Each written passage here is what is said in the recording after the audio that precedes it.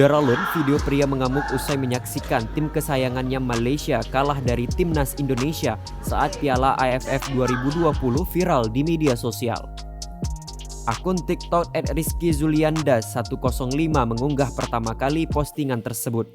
Terlihat dalam video tersebut, pria bertubuh besar itu merusak barang-barang yang ada di sekitarnya. Mulai dari menendang kursi hingga merusak spanduk yang terpajang di tembok bertuliskan "God is real". Ia merusak barang-barang hampir seisi ruangan disaksikan oleh orang banyak.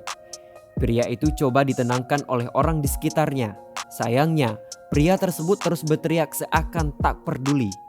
Warganet pun meninggalkan ragam komentar pada postingan tersebut. Ada yang menyebutkan bahwa pria itu seperti orang yang kalah taruhan dan tak terima dengan hasil kemenangan Indonesia.